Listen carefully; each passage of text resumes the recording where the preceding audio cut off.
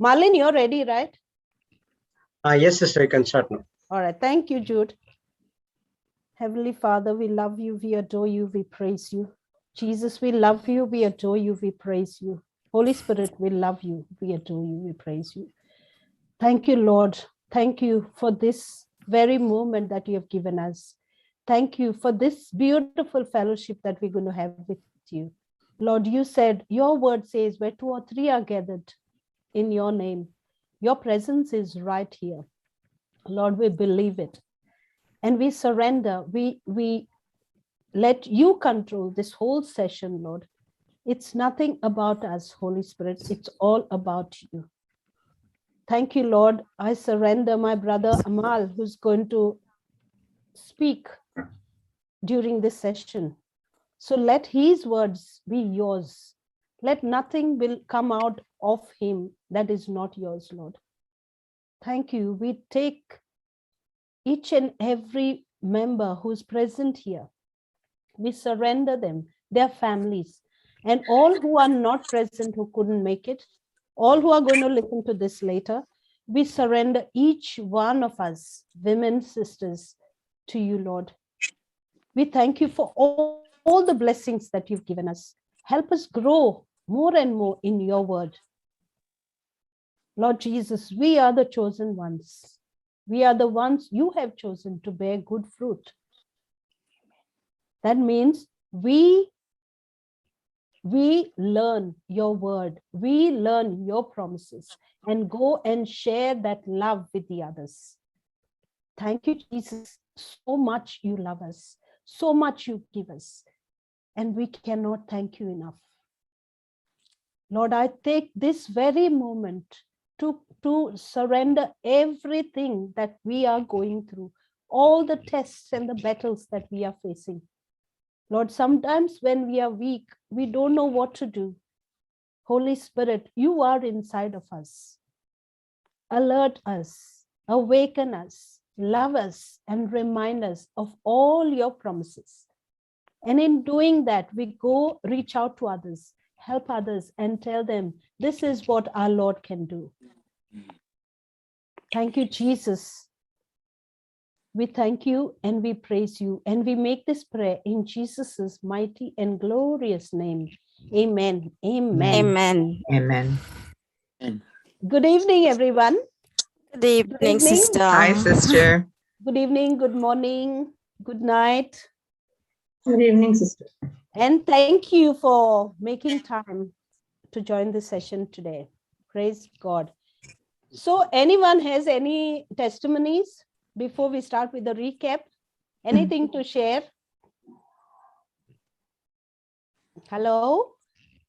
I'm sure you will. Please don't feel shy. Come on, let's give God the glory for what he's done in our lives. I'm sure someone or the other will have something to say. Praise God.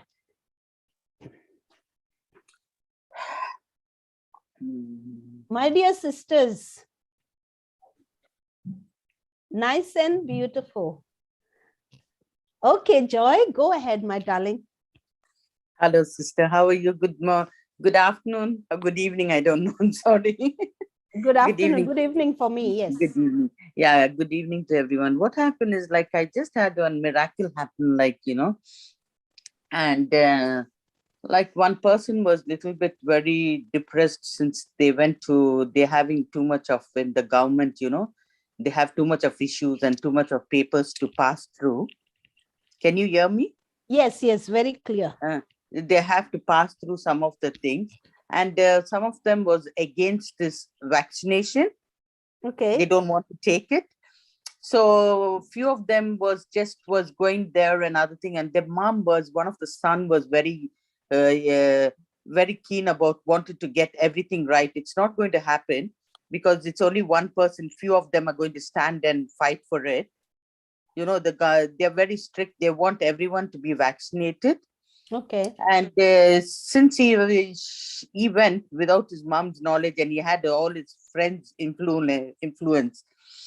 So the mom was such a worried and such a upset, like she doesn't want him to be there. She doesn't want the son to get involved with any arguments or any wars or any type of fight, which will not feel comfortable for her. All the moms are the same, like, they don't want any children to be in any difficulty problems, like. So he went there and all that, and we are standing and doing all this and that and all that. Then the mom phoned me up and she said, oh my God, I'm so upset and so worried about this boy. He's gone there. I don't know what is he going to bring when he comes home, or whether he's going to come home safe or what it is. Then I said, don't worry about it. You'll be all right. Definitely you will be okay, and you'll come home and you'll rejoice and you'll have a nice, happy day, I said. Then I was also praying for her. I told her with a good intention. I know that she's also very spiritual, and she's God-fearing. She always does rosary. She always does good to everyone as well, her mom. So she came, so I was waiting for a call and all that. And she was also praying, and I was also praying for the son to come home safely and be happy, like. And as soon as it was evening, like long evening, he returned home safely. And I called her up and asked her, how is he and how is everything? And she was literally want to cry for him. Like, I said, don't bother, you be strong, because this is not from you. It's from Jesus. Praise God. I said, it's from Jesus. Jesus will rejoice you and give you peace. Then I called her in the evening and she said, oh my God, my son. Usually the son doesn't come home, like, he got his own house and his wife and his children, like. And he came home, and then they had a beautiful party, and she was rejoicing and she was so happy about it. Then I was thanking Lord, and me is the only one person, like, I wanted them to be happy. All of them, whoever's sad, that is what I love, to comfort everybody. That's my intention, is always, like, even if I don't get anything, I see somebody's laughing and happy. That's my happiness. Praise God. Praise Okay. God. And then thank God, and everything was okay. They had a wonderful party. They was rejoicing that day. I was more happy, and I was thanking the Lord for that. Praise God. Thank you, Jesus. Thank you, Jesus. Thank you, sister. Yeah, That's I it. like how you said it, Sister Joy. I like when others are happy, because God's word says you rejoice at all times.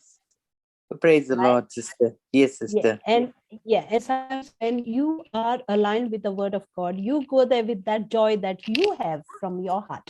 You give that joy there, and it just changes the whole situation, changes the whole environment, isn't it? Yes, sister. Yes, Praise sister, you're right. God. Sister. Praise God. Yeah. Thank you, sister. Thank you, Joy. Thank you for coming forward. Yeah, thank And I'm you. sure there is much more to say as well. Sorry, my dear. Did you want anything? Did you want No. Thank you. I got you, like, because I couldn't get everything. My whole WhatsApp was fully filled. I have to delete something to get into you. Thank God I made it. I'm happy about it. Praise God. Are you Joyce Prakash? Yes, sister. Yes. I was just changing my name. I want to make something different. Thank you, dear. sister. Thank you so much. God bless you, sister. You can do the opening prayer next time. Yes, sure, sister. Thank you for that, sister. No worries. Have a blessed day, sister. Thank you so much. You too. Thank you. Yes, Anyone else? Anyone else has anything to say? Praise God. Come on, let's glorify the Lord in small ways. Praise God. Come on. And it's so true, sister, that true to her word, Sister Joy is spreading joy and likes to, see others in joy. So that's so beautiful. Praise God. Okay. And I have something to share. This is again, last few weeks back, I was talking about my brother, and he had gone astray, and he was trying to find a job for himself. So there was that whole week where he was really troubled because his mom was sick. And then I just told him, just have the confidence, have the faith that she is back home. You're taking her back home. And he's like, she's very critical. I said, you know the scriptures. We have been doing this for quite some time now. So just have faith. You have seen wonders on yourself that it working. So just make sure that the faith is working this time as well. So he was confessing the scriptures. Also, during this time, he was searching for a job because he was without one for quite some time after he returned from overseas. And so all I told him is, again, the whole job employment, there's a whole passage and scriptures to that. So I gave him those. And then the same thing about, I think, Sister Deborah's favorite one and our favorite one now as well, Luke 4:18, where the Spirit of the Lord is upon us. So I just told him that same thing, right? If you're going for the interview, just keep saying that the Spirit of the Lord is upon the interviewers, the favor of God is upon me. And that's it. I mean, just say it and then keep thanking the Lord and for what he's done and for the great job that you're in. And he's like, fine, but I could still see that, he had that doubt. And I told him, it's not going to work like that. You can't mix, the word of God with doubt or fear. That's not the right combination. Mix it with faith, because that's what will yield you the right results. And that even the next day he calls me and is saying, I don't know what's happening. I got 4 offers and I don't know what to choose from now. So I said, Praise wow, God. I mean, praise God. I said, continue doing that and make a right choice. You just know what you want. Before even what you want, ask God, what's his plan for you? Because what he plans is just beyond our imagination. We may be just thinking very small, minute, but his plan for us is just so vast. Such a master planner he is. And I said that just sit with him, try to understand and see what he's trying to tell you. And then he said, there's one job that I really like, but I don't think I will get it because of my qualification, since I am an undergrad and I still haven't completed. So I don't think so. I said, you don't think so, but he doesn't think the same. He always believes that we have a lot of potential and we have got so much. And he always knows that we have a lot of that potential, and we will get what we need or more than what we desire. And that's what continuously we were talking about. And so the next day he's saying, what, guess what happened? I said, you got it, what else? And then he's like, yeah, I mean, they called me and they like, you didn't complete your qualification, but are you willing to study? And he was like, yes, I will. I mean, I didn't get an opportunity earlier, but 6 months down the line, I plan to do it once I have some enough resources. And they are like, I mean, I said that in my whole career, I have not heard of anyone telling the candidate that you are underqualified, but because you will have another Wow. few months to complete it, we will give you the job. I said, do you believe it? He's like, no, I mean, I don't. I said, see, this is the power of faith. This is the power of our Lord, where he knows your heart's desire, what you wanted, and here it is.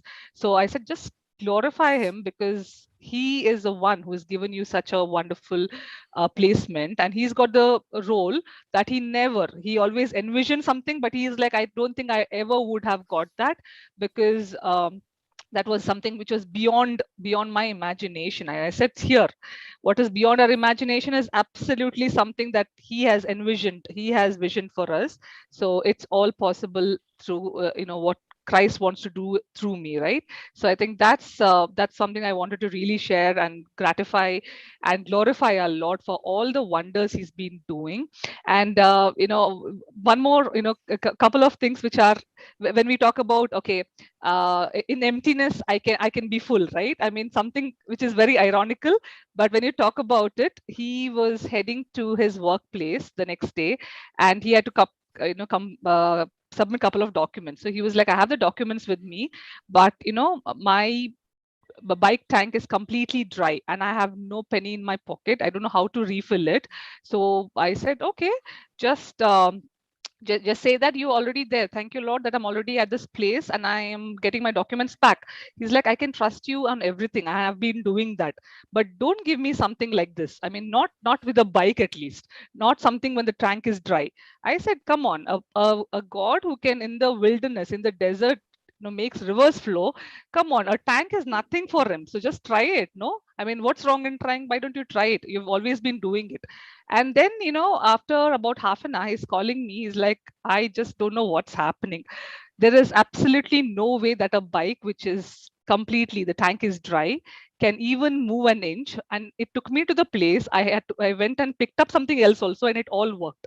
And so all glory to him that in all emptiness that we can see around or in us, he is just filling us with such amazing grace, and he has filled us with such beautiful, beautiful. I mean, he's made us so beautiful. So it's just about exploring ourselves, knowing what his plans are for us, and it's all going to work as per his plans, and totally great miracles and manifestations.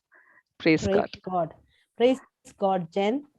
Yes, and when we go out there, right, don't you feel like that we are created Yes. for a purpose with an assignment, right? Yes, definitely. And now that we know the word of God, we go and share the word with someone, right? Our faith enlightens their life, and it takes them to another level. Totally, right? sister. Yes. And uncommon need produces uncommon results, and it just takes us to a top level, a supernatural level. Yes. And yes, isn't sister. it amazing when that person, without any faith, without the knowledge of the word, you are sharing that love of God with him, and he gets this, he looks at this supernatural superpowers.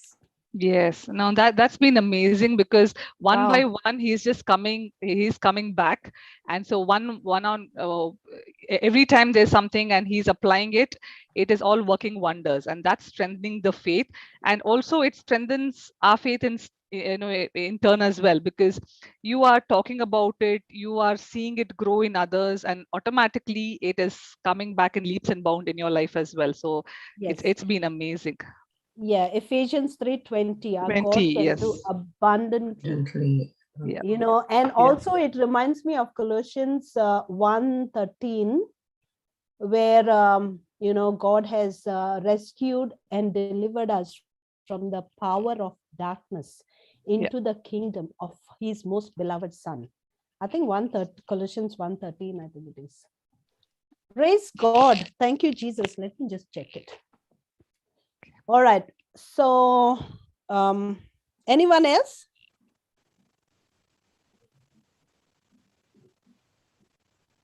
Okay, let's go with the recap. Please, Sister Marlene. Hey, I'm Hello. here. Praise God.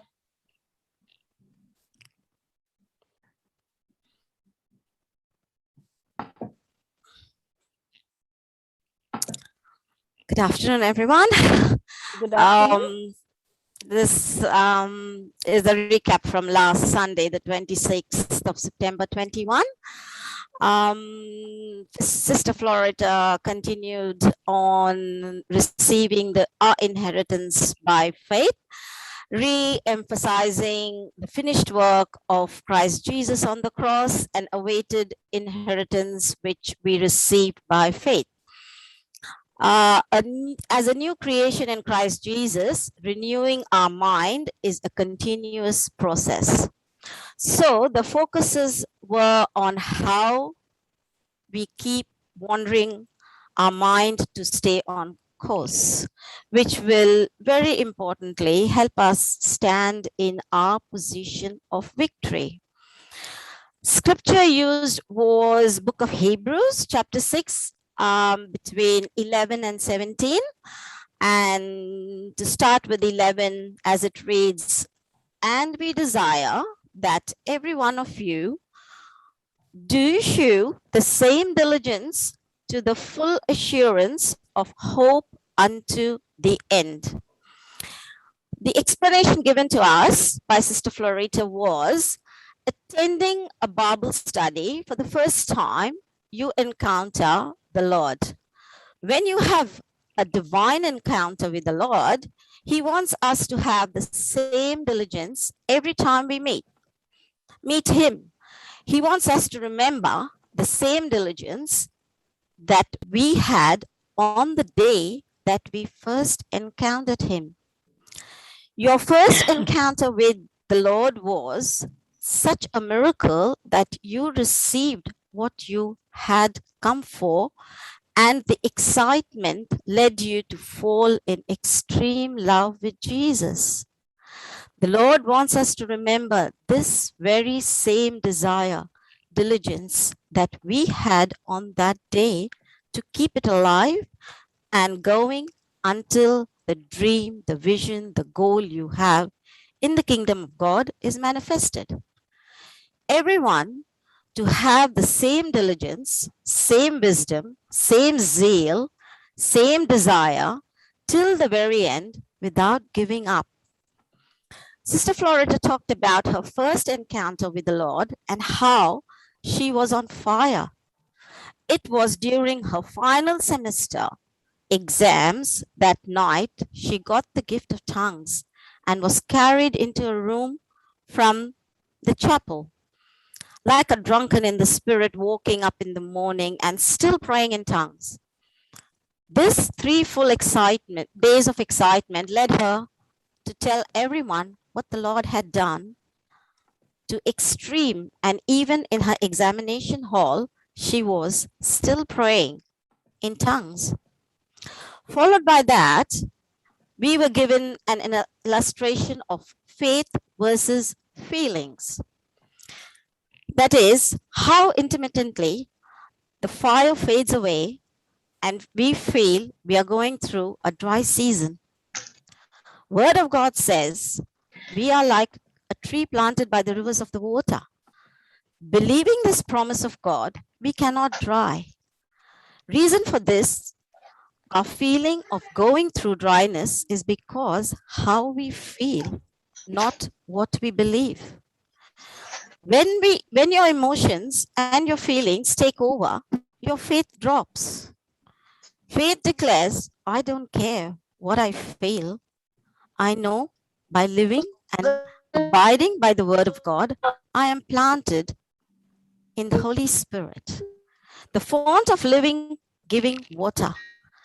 If the word of God is life, giving water, how can one experience dryness? Often we fall into deception by hearing and speaking, using someone else's words. Sister Florida recalls her professor saying, you should build your vocabulary, learning new words. Although she's not quick at learning new words, Sister emphasized her willingness to learn new scriptures and building the word of God in her heart and mind as a stronghold. We then moved on to Hebrews 6:12, which reads that ye be not slothful, but followers of them who through faith and patience inherit the promises. Now, slothful is spiritual laziness.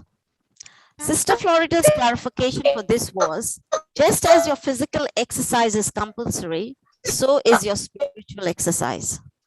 She talked about how figure conscious we women are about our appearance and specifically maintaining it. So you don't look out of shape. What about your mind? We need to remember our body. We can see, but our mind, we cannot. However, your mind is most important part of your being, as it is the battlefield. This emphasizes on your spiritual fitness should be the same as your physical fitness, so that our mind remains on course and does not begin to wander. The second part of verse 12, through faith and patience, inherit the promises. This was explained with an example. That is, we follow dignitaries and celebrities on social media. Word of God says, be followers of those who inherited the promises of God through faith and patience. These are the people who you should follow and be imitators of. Another example is in the good old days, break dance was very popular. Lovers of music and dance would unconsciously imitate their dancers without even knowing what they are doing. In the same way, we have great heroes in the Bible who we can see and imitate, like Abraham, the father of faith. We can inherit God's promises through faith and patience, believing in the unseen, which your senses don't pick up, but you know the word of God has the evidence and you have already received it. But when the word of God does not manifest, doubt fills in your mind. If I'm not operating by faith, impatience sets in. Patience means I'm constantly and consistently remaining the same and having the same mindset, regardless of any change in circumstances and situation around me. Jesus was going through the same patience on the cross, and his focus was fixed on the finishing line and the end result. He said, even though I'm going through pain and I can see everything being blown up on the negative side, I still know the results is fixed. Imagine you're watching a cricket match that is nearly ending and you feel you know the end result and switch off the TV and suddenly hear from your neighbor's house the player is hitting sixes. But when you switch on the TV, the player misses hitting and your mind goes wandering because the TV was switched off and the player was winning. Now the match is very close to a finishing end with the last 6 balls needed for win, and they hit a sixer. Are you celebrating, screaming, jumping?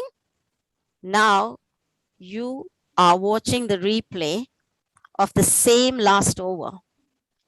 Are you restless now as you were in the beginning watching it live? Not at all. But at absolute rest, as you already know who won the match. As you watch the replay, you start enjoying it better, knowing how they won the victory. Although your rest is not filled with tension and worry, but you are actually rejoicing and telling everyone around to watch the game with fun. In the same way, God says he has already given us the end result. Now, when we are believing the words of Jesus, the finished works, you need to hold that promise and tell everyone the battle is won. It gives you joy, and you tell the devil, watch what Jesus has already done. Christian life is like life of joy, peace, rest, and not in pieces. Jesus has already finished everything for us that we need to live a godly life on this planet and wants each one of us to enjoy it. God has given us the end result. He has given us the promises, but not given us the process of how we are going to inherit it. We need faith and patience to inherit, but to walk the journey, how it's going to be, Jesus has not given us. The journey we are in might look unjust, but if we just stay put on the path course, with faith and patience, we will inherit his promises. We are supposed to teach our mind to agree with what God has said. It is like having a pet dog who never understood English, but with training the dog was tamed and understood English, and it did. If you ask your pet dog for paws, it will. Left or right, it will. The same way, our mind was untamed before our rebirth in Christ Jesus, which means our minds were corrupted, tuned to patterns of this world and to the lies and deception of Satan, because he was my older master. Now the older master is gone and the new master has taken over. This mind must submit to the new master. We now moved to Hebrews 6:13 to 16. For when God made promise to Abraham, because he could swear by no greater, he swore by himself. That's 13. And Sister Florida explains this. When you convey a message to a person, in response, the person says that not true, you are lying. And you say, I am telling you the truth. You back your statement by saying, God promise, I swear by my mother. Now, why do you do this? The reason, because we swear is to convince that other person that we are speaking the truth and dare not speak a lie by making these promises. Verse 14 says, saying, surely because I bless thee, and multiplying I will multiply thee. So God's promise to Abraham was to bless him with descendants. What was the process that Abraham went through until Isaac came into being? There was a fight of unbelief on the other side. What were their thoughts from the time God promised Abraham until it manifested? Because their situation was a condition of hopelessness, a case of impossibility. They must have been battling their minds regularly on the basis of unbelief. Same applies to us in our life. After all of efforts, nothing seemed to be working. Now we say to God, I don't know, what do I do now? The process to get to the end result may be of impatience and hopelessness. A similar scenario was presented to the group by Sister Judy, who went through a similar journey of waiting for 8.5 years to be blessed with a daughter who she named Alicia, meaning God's promised child. She received various advices from relatives. It was about 2 weeks before her conception, her husband and she was advised by a relative to see an infertility doctor. Sister Judy held on to the Lord to reveal what she should do.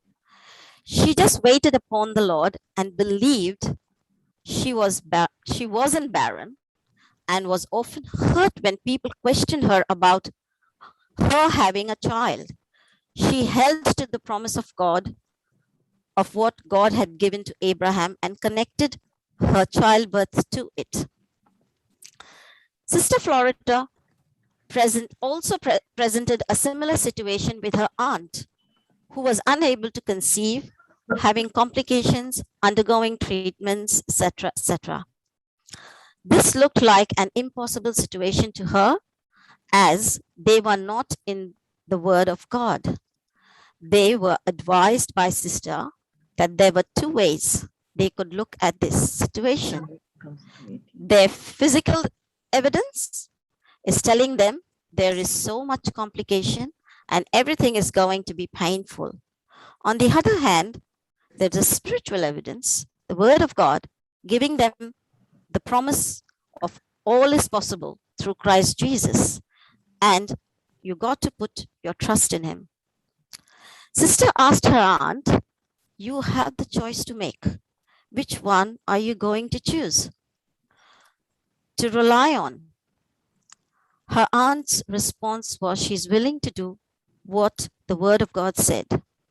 Every night, even after her classes, they would still wait for Sister to get connected and speak the scriptures. Sister would explain to them that when they were speaking the word of God, believing this is what is happening, she taught them how to train their mind and to bring their imagination, submit to what the word of God is saying, and build their imagination to what the word of God is saying, because the scripture says, what you imagine, nothing will stop them to manifest. While she took off for a retreat to Jamshedpur, she told them that she would hear the good news following here when she returned. She gave them the promises from the book of Genesis. Her uncle and aunt were of the same mindset from the beginning, and they were willing to do whatever it took. Sister Florida explained to them by thinking that speaking the scriptures would bring them result. It was wrong thinking. It doesn't happen that way. What we must remember that is not by our doing that we received, but because Jesus loves us. And Jesus has blessed us with a child, and we have to take that inheritance, which Jesus has made available to us. It takes time to renew the mind, because renewing the mind is not one-time job, nor an overnight process. It is a moment by moment process. When we are lying silently in bed, thoughts are battling our minds and negative thinking. Sister Florida explained and told them to speak the promises of God every night, not forgetting the baby, but because they believe that they got the baby and are thanking the Lord for it. They are blessed with a baby, and now she's about 5 years old. Sister Florida advised her aunt to lay her hands on her womb and speak the scriptures from the white book, page 88, Biblical Virtues, to pray for our children over her child. When the child was about 4 years old, Sister Florida was talking to her and asked her if she knew the stories, any stories. The little girl told her the story of the birth of Jesus. Sister Florida asked her whether she had watched any stories, movies, or hear from anywhere. The child said to her, she just knew. She knows it. She also asked her whether she wanted to learn the language of the Holy Spirit. The child said that she already knew it. Children are very innocent and quick to believe. Sister said to her, let's speak in the language of Jesus. And before she could start, the child already started speaking. No one laid hands on her to activate her Holy Spirit. We as adults sometimes let logic and our emotions get in our way and disrupt the whole system when God has already finished it on the cross. God says, just believe. Children never use logic. They simply trust. They just watch and learn. The child is just 5 years old. When someone is sick in the family, she rebukes the devil in the name of Jesus, and the devil comes out of him or her. She teaches her cousins who are teenagers how to pray. The seed of God's word was planted when the baby was in her mother's womb. As the mothers, we have the gift of God to nurture a life within us. Jesus said, life and death are in the power of our tongue. What we speak and what we sow will surely come to pass. When we think Abraham and Sarah, the kind of journey they went through, where God only gave them the promise. He did not show them the process. The only promise God gave to Abraham was, come out of your father's house and leave your family, and I will show you the land in which you will live.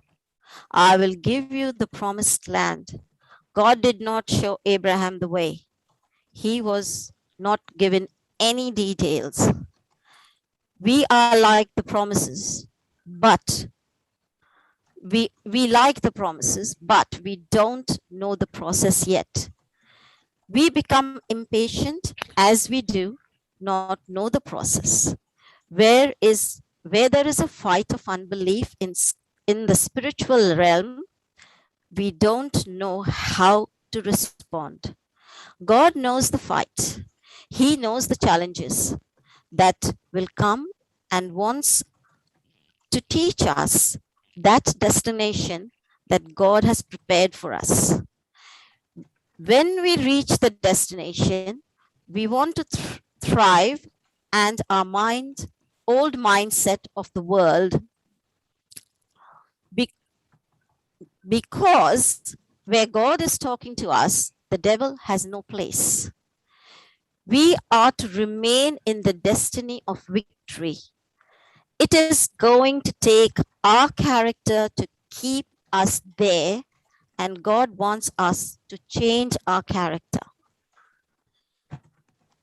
According to Hebrews 6:16, for men verily swear by the greater, and an oath for confirmation is to them an end of all strife.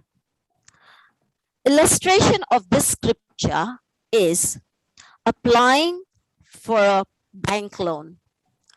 Do you get a bank loan instantly when you apply for it? No. You have to go through an eligibility process for final approval of the loan. You will be asked for a guarantor, just in case you fail to pay. The guarantor is held responsible for the repayment, whose income must be much higher than yours, as the bank will not accept a lower income guarantor. If the guarantor is 50 times wealthier than the applier, the bank will have no issue granting that loan, because they know if we don't pay, the guarantor will, without any argument or dispute. The loan is processed when all terms are met.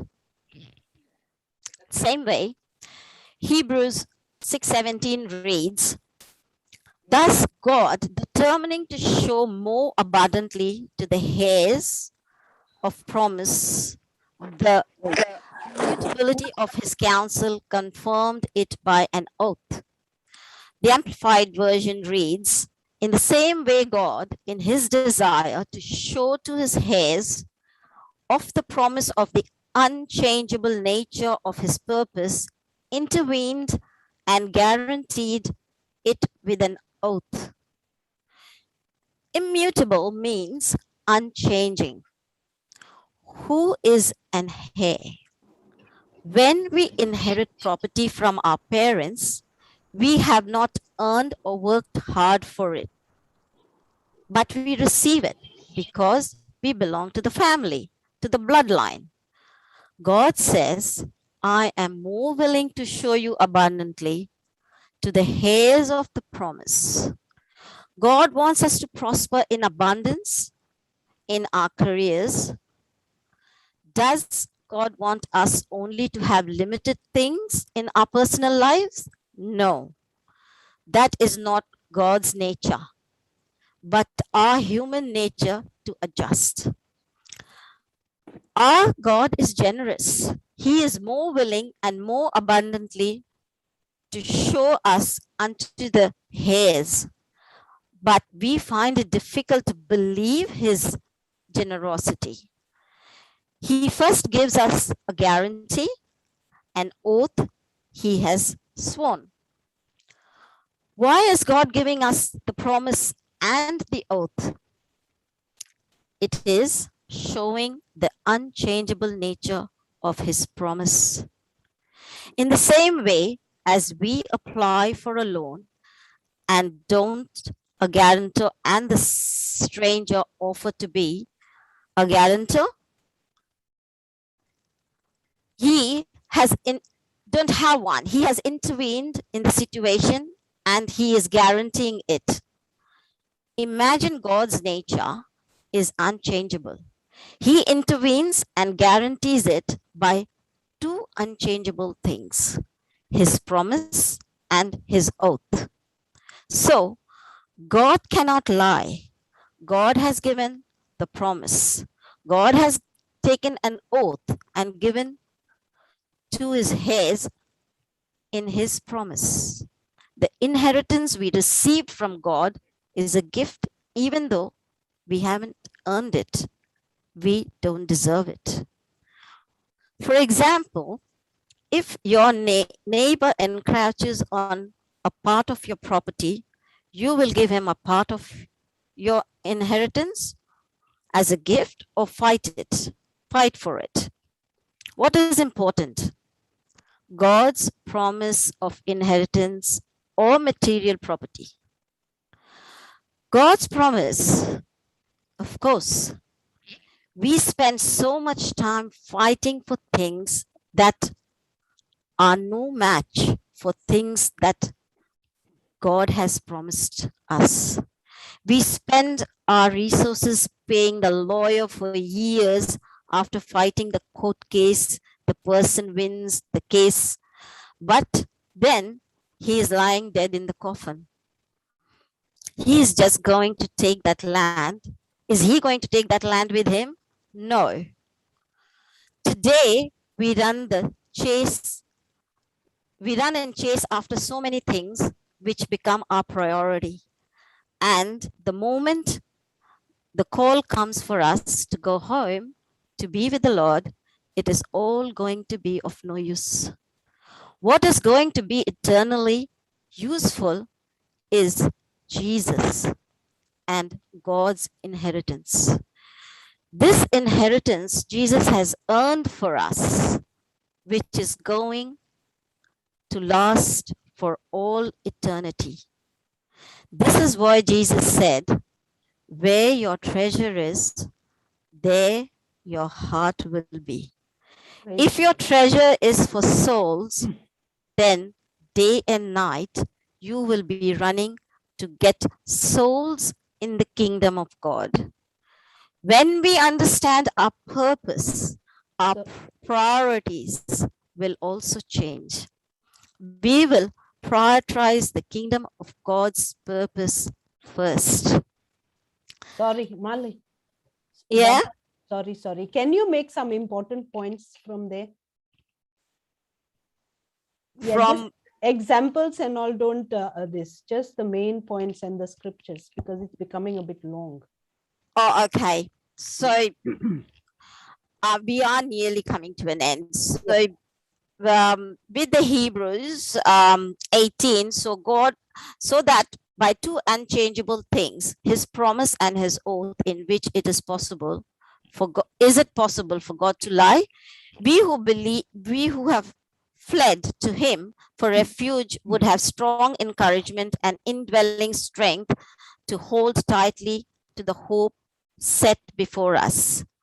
Here, we were given, I won't go into the examples, but just saying, we who have fled to God for refuge will have strong encouragement in the indwelling strength. When you are calling to God, your refuge, and you flee to him, he has given you and made you a partaker of strong encouragement and indwelling strength to hold tightly to the hope set before you, which is the promise of God. Has it manifested? No, not yet. How are you sure it will manifest? Because he has promised it and he has taken the oath on it. God need not take oath because that is not his nature to lie. But the only reason he took an oath was for us to believe in him. The other one, that coming to Hebrews 19, it reads, this hope, this is confident assurance we have as an anchor for the soul. It cannot slip and it cannot break down under whatever pressure bears upon it. A safe, steadfast hope that enters within the veil of heavenly temple, the most holy place in which the very presence of God dwells. Here we are talking about our five senses, and we need to know that hope is the promise of God given to us. If our hope is not based on the promise of God, then it is called a wishful thinking. So the rest of it, you can always read it on our e-writing. So we say, by the wounds of Jesus, you were healed. This is the promise which needs to be inherited. It is an oath, but how much do we believe when the symptoms are still there and says not yet? Mind says, God, how come it is not healed? But the person who has an anchor says to his mind, I don't care, but still I believe to what the Lord has promised. The examples for that is in the writing. I'm not going into it. So we then went into the examples of how sister had her healing of her ankle, and how the example is there in the writing. So I go back to 1 John, which reads, you are of... Baba, I think they can read it. E-writing, brother has to go. Okay, then I'll finish off this here then. Okay. Is that okay, brother? Sure, sister, sure. Okay, she can continue, right? Okay, just take it small, Malin. They can read the e-writing, but just okay. In the e-writing, it's detailed, of course. So I'm not giving you the examples, but we ended. We went to 1 John, and which reads, "You are of God. Little children have overcome them, because he who is in you is greater than he who is in the world." While all of this was happening, her condition was so bad that she went through all that healing process of her ankle. She couldn't even walk. She had to be taken to the bathroom and things like that. This is about Sister Floreta's ankle, the accident and the ankles. You can read over there. So what she said was, how it ended was, she get healed on the 11th day. When she actually got healed and started walking, she said that on the 11th day, did she get healing on that day? That day, she did not get the healing on the 11th day. The day she believed the victory is done, that is when she got her healing. With the sense knowledge, it was there. With the word knowledge, she claimed her inheritance and was healed. So by faith and patience, we accept the promise of God and the oath of God, and our minds will be renewed. Her future is not in God's hand, but in our own hands, as how we believe and how we confess and take the oath. So then the last scripture that we were talking about was, do not be deceived. God is not mocked. For whatever man shows, that he will also reap. Our future is not in God's hand. Whatsoever you sow, you will reap. So Psalm 118:17 says, shall not die, but live, and shall not declare the works of recount, illustrates acts of the Lord. So we then ended up saying a prayer for Sister Shirley, which is again in the writing you can read. That's about it. Thank you. Praise God. Thank you. That was very much in detail. Thank you, Malin. You're welcome. God. All right, brother, over to you. Welcome, brother Amal. Praise the Lord, sister. Praise the Lord. Praise the Lord. Thank you, Jesus. Thank you, Thank Jesus. you for coming. Yeah. Not at all, sister. In fact, this group has been a very solid foundation being laid upon the promise of God. Not only the foundation, but also this house being built on this foundation has encountered n number of floods and flash floods. Praise God. but still standing tall. So, and it's exclusively a women group, which is very new to me. So the Holy Spirit, I was asking the Holy Spirit, teach me.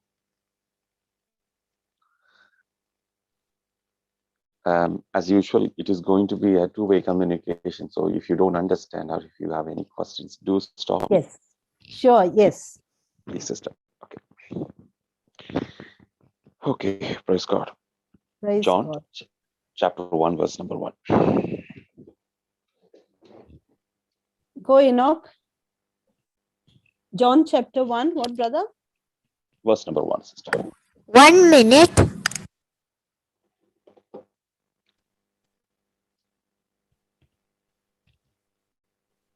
Why is my video on?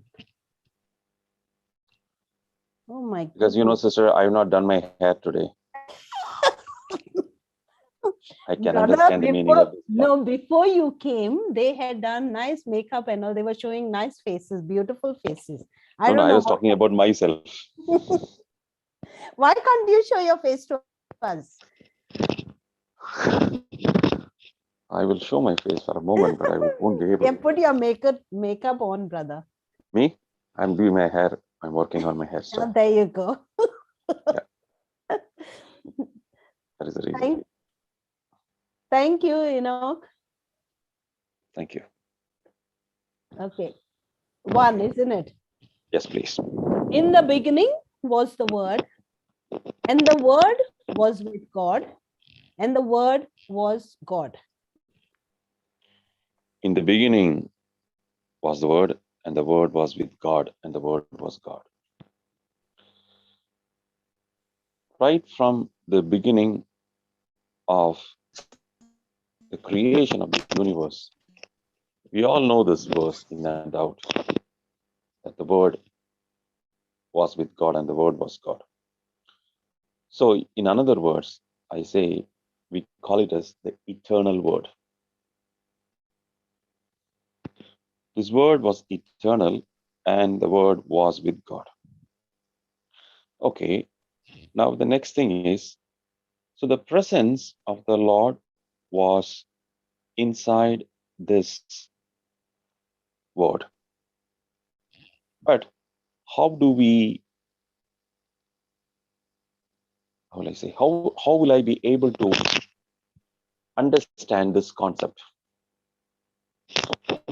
Going forward now, let's go to the book of Exodus, chapter 13, verse number 21 and 22, please.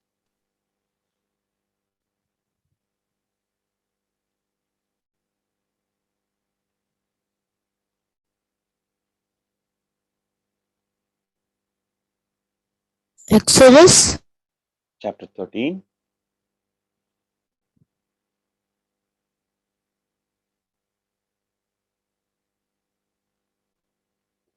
Thirteen. 1, 3.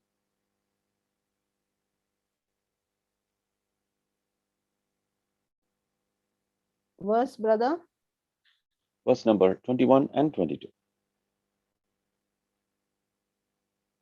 And the Lord went before them by day in a pillar of a cloud to lead them the way, and by night in a pillar of fire to give them the light, to go by day and night. Now, as we all are aware of the first disobedience and the Lord chased the Garden of Eden.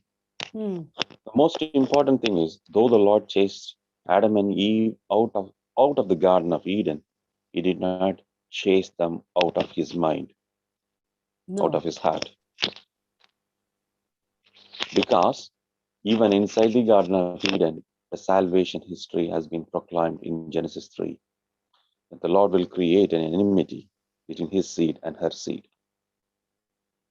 So the plan to redeem this first Adam who is being sent out of the garden, and the plan to bring the second Adam to bring us all back into the promise of the garden, which the Lord has promised, is being envisaged in Genesis 3 itself. But the Lord was continued to speak in different occasions.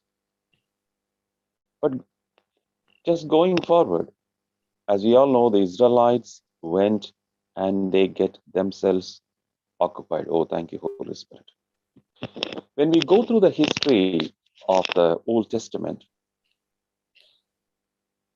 the Israelites were taken captive into Babylon. They were held captive by the Assyrians, and they were held captive in Egypt. Among these three slavery, they were made slaves in Egypt, they were made slaves in Babylon, they were being made slaves by the Assyrians. But among this, the Egyptian slavery is the place where they went by themselves. Very important. The Egyptian slavery is the only place where the Israelites, they went in by themselves for their livelihood, with Joseph starting, and eventually they were held under slavery. To the contrast, the slavery of the Israelites under the Assyrians and the Babylonians, where they were forcefully taken as captives because they lost the war. Why am I stressing this importance is there are sometimes we voluntarily, we have so many Egypts in our heart.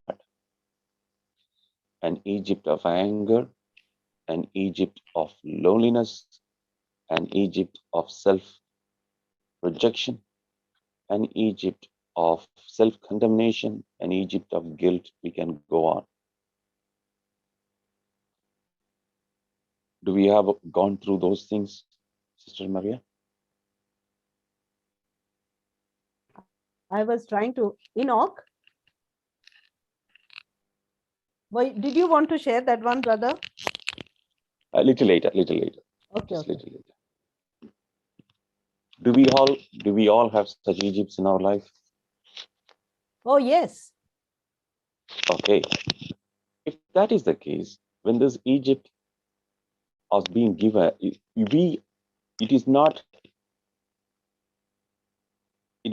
is we who voluntarily give into those. Nobody forcefully took us out. You get me? Yes. Why? Because there was a famine and we got into the fertile land. We thought it is a fertile land, but only then slowly we know we are getting trapped in that. Yes. Now in this Mighty Moms ministry, many of our sisters, as being women group, I'm focusing on sisters. So doesn't mean any other brother is also not there. They are also included, but I'm just focusing here. This is not Mighty Moms, brother. This is women on fire for Jesus. Okay, women for fire. Oh, thank you. Thanks for the correction. So women for fire. Oh, thank you, Holy Spirit. Women So on thank fire you. for Jesus. Amen. Hmm. Lord, I thank you. He's so good. Thank you. Praise God. So when God devised a plan to bring these people who are made slaves in Egypt through Moses, he wanted to come out. And we have always meditated a lot about the burning bush where Moses turned to his side and noticed. Yes? Yes. In that section, when you said women for fire for Christ, am I right, sister? You said? Yes, yes, brother. Now, you are also a burning bush in your family. Amen. Yes. You are a burning bush in your workplace. Yes. Praise You God. are a burning bush in the wilderness of people who have no signs of the touch of the Lord. Amen. Yes. But you sisters who are in fire, you are not consumed by the fire, but you are the fire in itself. Yes. Amen. We will go into the explanation who is the fire inside later. Now, the first parents have been chased away, and the Lord, out of his love, wanted to have an intimate relationship with man, as he was with the first Adam when he was inside the garden. As we all know that God the Father and Adam was talking as friends in the evening with a walk. Now, after this Garden of Eden being taken away, and now the Israelites are being held under slavery, a long time went back, more than 700 years later, the Lord wanted to take steps to get more closer to humankind. And when he has envisaged a plan through Moses by his mighty power of his hand, he took them out of Egypt and leading them into the wilderness towards the promised land. Now, is this pathway towards the promised land, is it a very scenic place? No. No. As many are from Australia, it is something like we are going through the Great Australian Desert path. Am I right? Yes. Yes. So when you are traveling from Adelaide to Darwin, predominantly it is covered by desert. Yes. Similarly, the pathway of the Israelites from Egypt to the promised land was full of desert. Now, my dear brothers and my dear sisters, in your life, you might have been in a different area of your life where you thought your married life will be a great blessing in every kind. But when you ventured into that promise, you started realizing that it is desert. But the Yes. question here is, you all were saying that you are women for fire, in fire for Christ. Hello? Yes, brother. Yes, brother. So the question is, do anyone know the temperature of the fire? No. Because as long as you have it, the temperature will keep increasing. That is the Increasing. nature. Yes. Yes. Yes? Yep. In other words, it has the ability to melt anything. Yes. Yes? Even the molten. You see the volcano, even the rocks get melted. Yes. Am I right in saying that? Yes. Yes, brother. So when you people or sisters are saying you are in fire for Christ, you are a volcano. Amen. There is no limit of the anointing of the fire of the Holy Spirit within you. Thank you, Jesus. To what? To melt anything that is contradicting to the promise. But where are you? You are in the desert. Sister Jen was saying in the testimony that, not Sister Jen, the first sister who gave the testimony, that she was very she was very joy to see the others joyful. Yes? Yes. Yes. And that is the nature of the fire inside you, sisters. Why? The fire not only gives light, the fire gives heat. Amen. The fire purifies. The fire destroys any negative things. And the fire makes things to regenerate as well. As we all see in a farmland in India and all, after the cultivation of the paddy fields, they set fire to the paddy fields, and they're all grown into ashes. But this very ash made out of that fire, it itself acts as a fertilizer for the next cultivation. So the fire helps you to regenerate as well. Thank you, Holy Spirit. Praise God. Yes. But all the time, am I looking at my desert, or are we looking at how, as the other sister said, how this fire is able to purify others in me, how this fire in me, what Christ has given me, is able to give light, give warmth, give comfort. What happens here is, That's where the Lord is saying, when He is taking you and me out of the slavery of Israelites, He is protecting you in the form of a fire, and He is leading us. The first step of this is He is present in the form of a cloud and fire. Make sense? Yes. Wow. That means when you go through the valley of desert and darkness in your life, He is the one who protects you in the form of a fire during the night. Why? In the desert, in your life, there is no lightings there. The Lord Himself is your light. Number one. Number two, the Lord Himself is the one who gives you the warmth. Because in the desert, in the night, it will be extremely cold.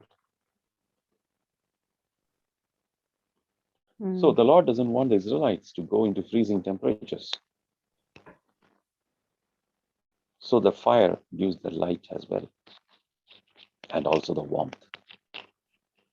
If in your family life, if everybody is cold with you, sister, in your workplace, if everybody is cold with you, sister, there is a fire in you as you have named your group. Hallelujah. Thank you, Jesus. Yes. You are not going to be perished of that coldly atmosphere, the coldness of the temperature of the conversation which others are having with you. That doesn't have any effect on you, because the Lord within you is the fire to keep you warmth all the time. Amen. Now, we are going to discuss a little more about the closeness, the effort taken by our Lord to come more closer to us. Now, the fire in the form of a cloud. The clouds are quite far away from the land. Am I right? They're at a height. Yes. Make sense? Yes. Say, for example, a cloud can be at a height of easily around 400 or 500 meters above, easily.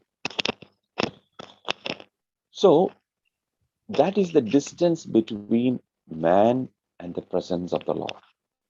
The Israelites and the presence of the Lord in the desert. Are you able to understand this? Yes. Okay. But the Lord, out of His love, He wanted to have an intimate relationship. He wanted to get more closer. We all have experienced this probably. In a time when I came to Ireland, when my child was born, I had not seen her for the first 5.5 months. But in those times, we didn't have the WhatsApp video call or boating or any of such apps. The only way of seeing at a person at a distance, even Skype was not there. Yahoo Messenger. Do you all remember, sisters? Yes. Yes. We do. And then you have to book a time. You have to ring. I have to ring my wife to bring my small baby Yes. to Yep. the computer center. You know, that sort of a thing. Yep. How far away, how far I am from them. Yes, I can see them. I can talk to them. But I'm unable to touch them and unable to feel them. Feel Right? them. Yes. To hold my baby in my arms, I'm not able to. So, it's something similar. The Lord is in the clouds. He's seeing them, and the Israelites can see the fire and the cloud during the day. But that closeness of intimacy could not take place, because still the presence of the Lord is far away from the Israelites. So the Lord took the next step. He wanted to get a little more closer to them. How? The book of Exodus, chapter 33, verse number 7, 8, and 9. The book of Exodus, chapter 33, verse number 7, 8, and 9.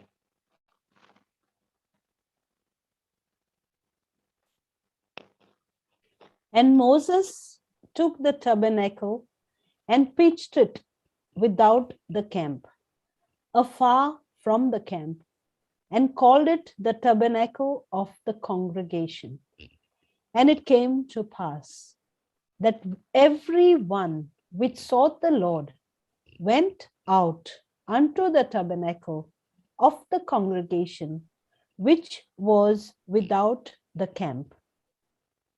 And it came to pass when Moses went out unto the tabernacle, that all people rose up and stood every man at his tent door and looked after Moses until he was gone into the tabernacle.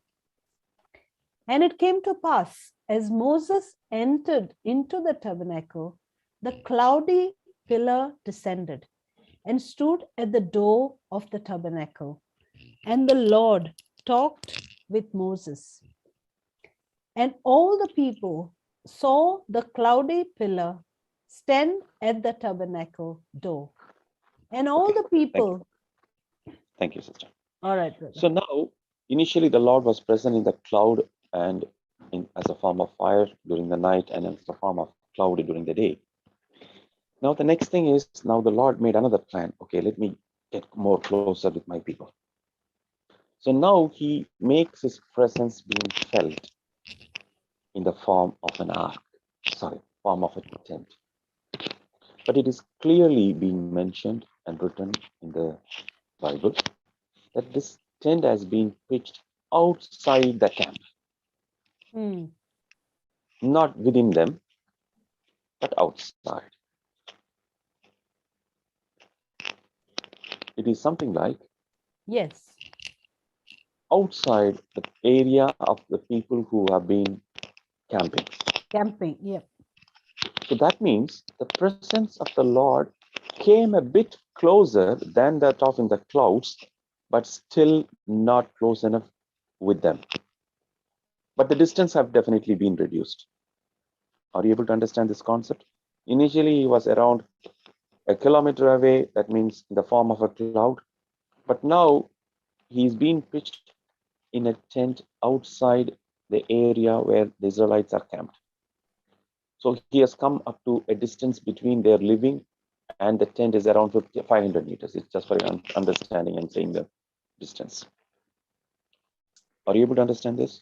Yes. So the Lord is making effort after effort to bring himself closer to us.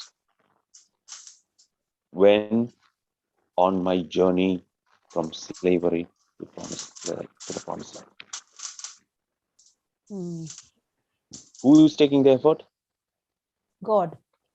God himself. But where is my situation? I'm at a distance. I'm still at a distance, but I'm in a desert. Yeah. Now, being in a tent, the Lord was still not satisfied. He wants to get more closer and more closer to his people. So then we see the presence of the Lord in Numbers chapter 10, verse number 33 to 36.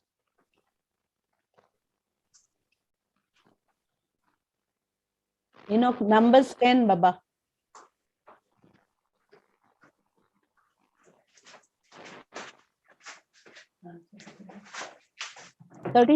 Verse 33, Baba.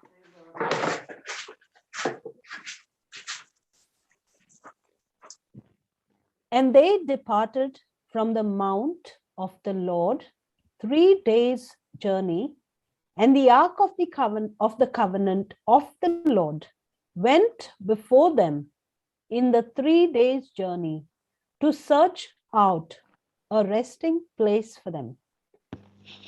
And the cloud of the Lord was upon them by day when they went out of the camp. And it came to pass when the ark set forward that Moses said, Rise up, Lord, and let thine enemies be scattered, and let them that hate thee flee before thee. And when it rested, he said, Return, O Lord, unto the many thousands of Israel. And you will see the next presence of the Lord is in the presence of the ark. And I'm sure we all have seen that presence of the Lord when the Levites has to carry the ark of the covenant, even when the Jordan was flowing to brim, and Joshua will tell the Levites to take the ark of the covenant in front of the Israelites. And when the Levites carrying the ark of the covenant, when their feet touched the edge of Jordan, the Jordan begins to flow of the river begins to stop, and they were able to pass through the dry land. Did we see that? Yes. What is the Lord is giving us here today? Now, the Lord was pitched in front. The Lord was going in front of the Israelites now. He was in a resting place as a form of a tent before.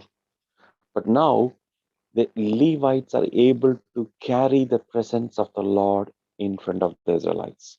Amen. Yes. Yes? Yeah. If that is the case, how does it happen?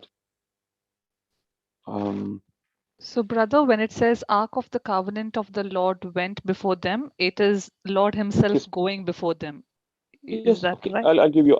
Yes, Okay. yes, sister. Joshua chapter 3, if I'm right. Correct me if I'm wrong, please. Joshua chapter 3. Yes. Joshua chapter 3, you know,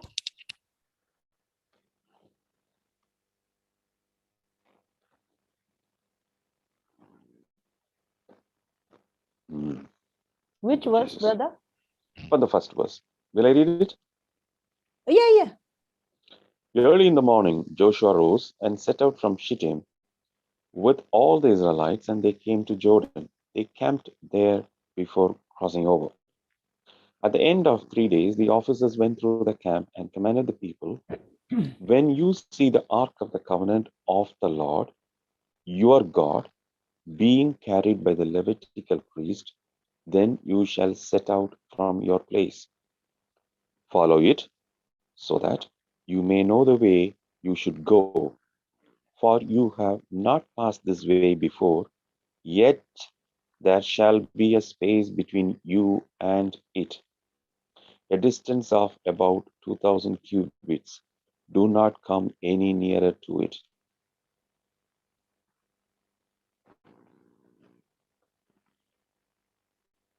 Sixth verse says, to the priest Joshua said, take up the ark of the covenant and pass on in front of the people, so that they took up the ark of the covenant and went in front of the people.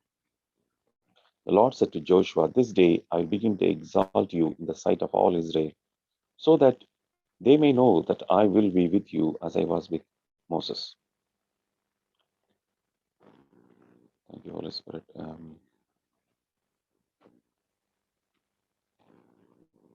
Now the 14th verse. I'm just cut-shorting the number of verses. The 14th verse. When the people set out from tents to cross over the Jordan, the priest bearing the ark of the covenant were in front of the people. Now the Jordan overflows all its banks throughout the time of harvest. So when those who bore the ark had come to Jordan, and the feet of the priest bearing the ark were dipped in the edge of the water flowing from above stood still, rising up in a single heap, far off at Adam, the city that is beside Zarethan, while those flowing towards the sea of the Arab, the Dead Sea, were wholly cut off. Are we clear? Yes, praise God.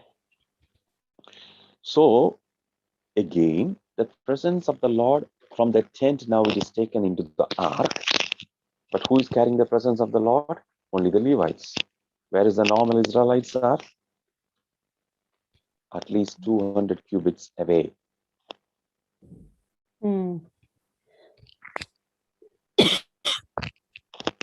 Hello? Yes, brother. So, Hello? though the Lord is coming more closer and closer. Even at this stage, you find there should be a distance between the Israelites and the Ark of the Covenant. Mm. Am I right? Yes. Hebrews 9:4, please.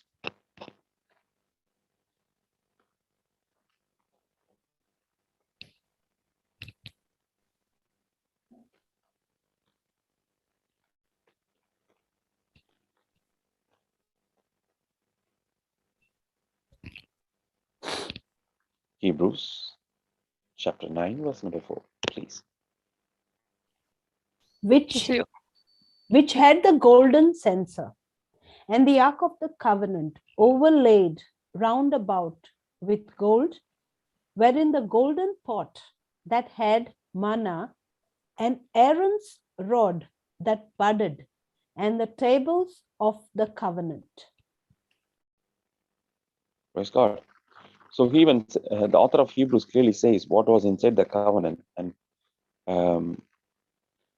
he will be, and the Lord was leading the Israelites. Now, let us not go. Another one verses is there, but we'll go fast. The next thing.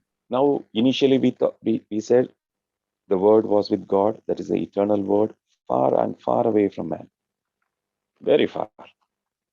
So the Lord made attempts to bring himself closer to man because out of his love. He was present in the form of fire and cloud. But the Lord was not satisfied with that. He wanted to get more closer. So he was present in the tent next. But still there was a distance. Then he wanted to get more closer to man. So his presence was in the ark. Yes, he was getting more closer and closer. There was always a distance between Israelites and the presence of the Lord. The next thing, the presence of the Lord, we see in the first book of 1 Kings, chapter 8.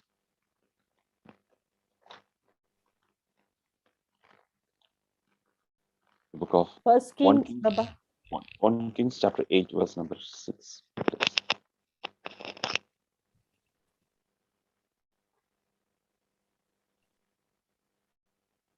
Chapter 8. Chapter 8, Baba. Sister, you want me to read? Yes, Jen, go ahead.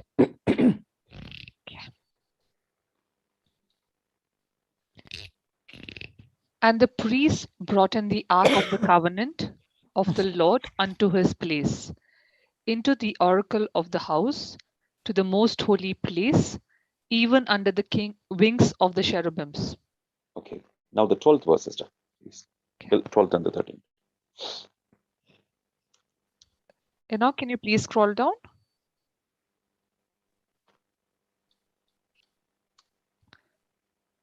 Then spake Solomon, the Lord said that he would dwell in thick darkness. I have surely built thee an house to dwell in, a settled place for thee to abide in forever. Aha.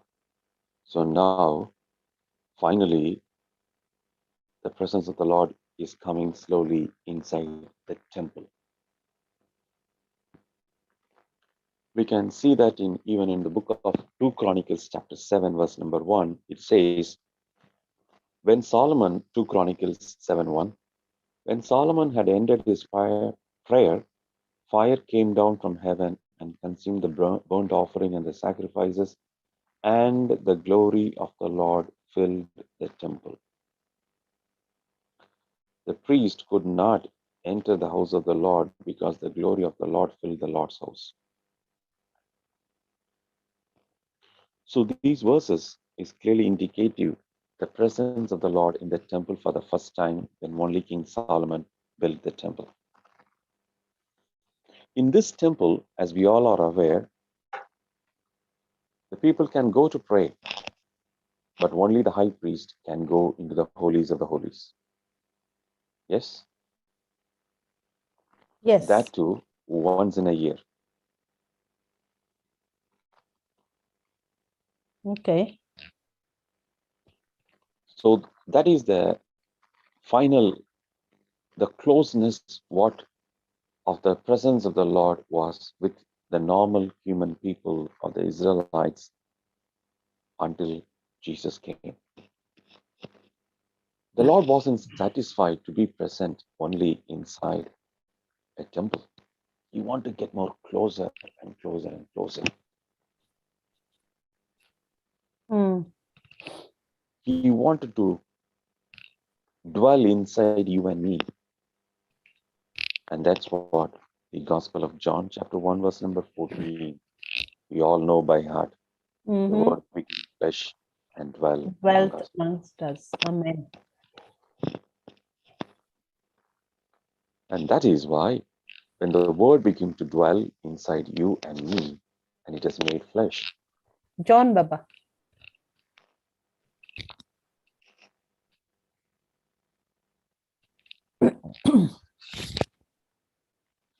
So the word became flesh and dwelt among us. And that's why Jesus said, it's good for me to go so that I can give you a flashlight. I'll give you a comforter. And that is where he lives, he dwells in you and me. Amen. The Holy Spirit. God. Now there is no distance. He's within you. He's ingrained in you. He's a part and parcel of you. The distance is totally nullified.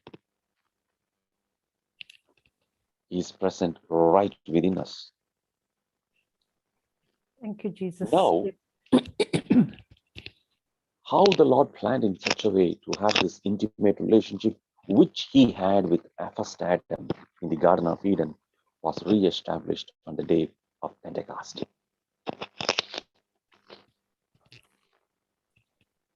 Now, question comes to my sisters in fire for Christ. When you are met with an obstacle of a huge river called Jordan in your river, when your child opposes any prayers and the child is going not according to what the Lord wanted, are you still carrying his promises with courage, without fear?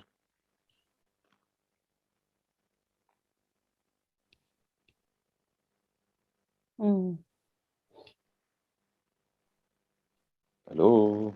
Yes, brother. Are we still asking others? Yes, we're still Joshua, asking others. wrong number. Because you are the burning by a bush. Yes. That fire has been set in you. That Holy Spirit, who has been given to you and me in the sacrament of baptism and confirmation and confirmed by the word of God. Romans 5:5, 2 Corinthians 5:5, Titus 3:5, 6, and 7. A lot you can go on adding. Yes. But he is there. Why consult him? As Joshua was talking to the Lord. When a river Jordan is coming in the front line. My dear sisters and sisters, when your husband is negative, like a Red Sea in front of you, and your situations in your professional life is also chasing you like a Pharaoh's army behind you, you may expect the Lord to build a huge bridge to cross over the Red Sea. But the Lord's plan is to make you to go through this problem and to come out successfully, to walk through the problem. But you will not be overwhelmed by that. Yes, brother. And to emerge victorious, to glorify his name. Praise God. Now this Lord, this Spirit of the Lord is within you and me. Yes. Now let us study Isaiah 54:5.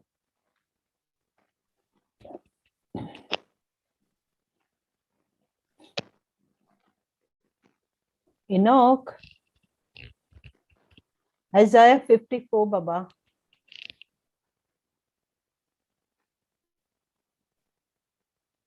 (54, 5). Yes. For thy maker is thine husband. The Lord of hosts is his name, and thy Redeemer, the Holy One of Israel. Oh, so who is your husband? My Maker. Okay, if that is the case, if he is my husband, when I go through a different Jordan-like situation, Red Sea crossing situations, when there is dryness around in my life, when this presence of the Lord is within me, will I be able to cross that Jordan in my life? Yes, But definitely. definitely, for me to go through this, I need to walk through it. Yes, praise God. So that's where, when certain brothers of mine can be so negative to your, oh, thank you, Holy Spirit. Thank you, Lord. Thank you. First letter of Peter, chapter 3, verse number 1 and 2, please. Enoch 1 Peter, chapter 3, 1 and 2. Likewise, ye wives, be in subjection to your own husbands, that if any obey not the word, they also may without the word be won by the conversation of the wives, while they behold your chaste conversation coupled with fear, whose admoning let it not be that outward adorning of plaiting the hair and of wearing of gold or of putting on of apparel, Why, sister? Good. but let it be the hidden man of the heart, in that The hidden man inside your heart. What is this hidden man inside your heart, dear sisters? The Holy God. Spirit. Yes, amen. But do I allow him to reflect? No. You know, you all drive cars, my sisters? You all drive cars? Yes. Fantastic. Now, in the cars, you know the headlight, the headlamp? Yes. The headlamp it's a decent power, that's it. But what makes it really big is, really bright, is the reflectors. Yes. So, the light called the Holy Spirit is inside us. And I'm the reflector. My inner man is my reflector. But this reflection of this light of the Holy Spirit inside me can be shadowed. Can you see the old cars? The outside doom will be yellowish color. Mm. Have you seen that in the headlight? Yes. Yes. And you have to put a cream to leave it dry for 10 minutes, and then you have to wipe it up with a damp cloth. It will look a little more Yeah, we don't do clearer. that. We don't do that. We buy new cars. Oh, sorry. And that is where it happens. If my reflector is damaged with offense, hurt, resentment, pride, anger, slander, the efficacy, the efficiency, the effectiveness of this Praise super God. light of the Holy Spirit inside me get duller and duller. Yes, discolored. Praise God.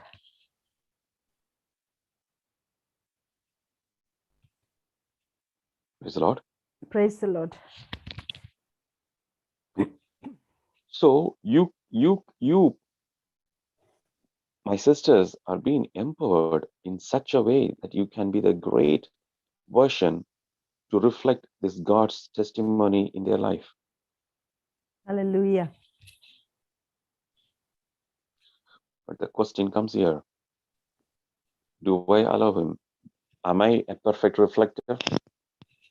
or in that reflection, there is a lot of dust. Yes, praise Wow. God. Then I cannot. And St. Peter clearly says in that book of 1 Peter chapter 3, verse number, he says, even if some of your husbands do not obey the word, they may be won over without a word by their wife's conduct when they see purity and reverence of your lives. When Praise your God. husband is negative, what is the verses that is coming out of your blessed tongue? Anointed tongue, sister. Amen, brother. And the presence of the Lord is inside you. You are the temple of the Yes. Holy Spirit. Hallelujah. But when you come home, you have the beautiful sharing of the session of the promise of God. Wow, fantastic. I'm in fire. I am the burning bush for my family. Wow, wow, wow. Yep, Come yep. home. It's only example, okay? You see your Yes. husband walking into your home with 4 legs.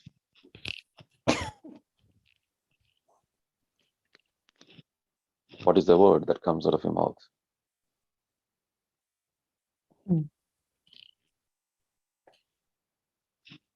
And I'm sure you all are familiar what Brother Johnson taught us regarding Smith Bigglesworth. Don't you know that? Yes. Yeah. So the way the wife responded to the cruel treatment given to her by her husband, did she speak any word? No. When he opened the mouth when he opened the door on the first day, she came inside the door, hugged him, and then she apologized. Sorry, I'm a bit late to cook your breakfast. Hold on a second, I'll get your breakfast ready. Yes. That changed him. That changed Smith Wigglesworth. Yes. Praise God. Another great woman, I always admire her a lot, was St. Teresa of Calcutta. When she went, initial days, there was not much funds coming into her. So she has to go to each and every shop to ask them, will they donate something? One time on the streets of Calcutta, he's a very wealthy businessman in a hotel business, and went outside and stood outside having a small child at her side. And she extended her right hand and she said with her palm open towards him, will you please give something?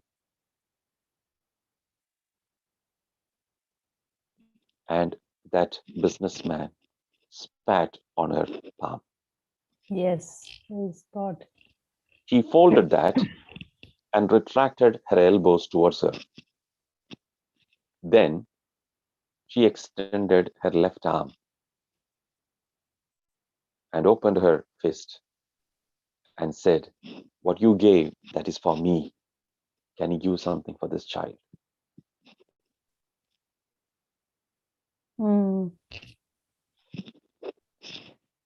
Hello, sisters. Yes, brother. Yes. What we learned from that is that businessman, he was not a Christian. He supplied food for so many children all his life from the north. She won him over a very solid inner man in herself, being applying the principles of the gospel with the help of the Holy Spirit. Praise God. Yes. Praise the Lord. Praise the Lord. Thank And you, now, Jesus. thank you, Jesus. So, any questions, sister? Yeah, it is so amazing, brother. But you know how much we are in the word, that very moment when something comes and you know, you just come in a bad mood and there you go. You create fire. But in fact, that time when there is a fiery nature of your husband, you have to be like a water of the Holy Spirit Yes. to quench the fire. But rather, we become the oxygen to supply. Yes. But then again, the Holy Spirit convicts us. You know, and I take the scripture 1 Corinthians 6:19 very much. I make it very personal because my body is the temple of God. Don't you know your body is the temple of God? And the Holy Spirit dwells inside of me, whom God has put inside. And I am not my own. You know, so I start asking those questions, and it really like, and I would never apologize. But nowadays, I just, oh, sorry, I don't know why I did that. You know. That is why when they felt the presence of the Lord, the Holy Spirit inside them, as Sister Jen was saying, an empty scooter can run without petrol. Yes. Such amazing things he can do because Yes, he is amen. within you. Praise God. True. So if an empty scooter can run without a petrol, can an emptiness of your love from your husband can also run within you because the Yes. Holy Spirit has filled you with his love? Yes, hallelujah. Praise God. So the question is, we know the promise of God. The question is, how much do I apply? Yeah. Degree to which I apply is the degree to which I am a true disciple of him. If I'm not applying, I am only a devotee, not a disciple. Yes. Very much so. Praise the Lord. Praise the Lord. I've gone well past 1 hour.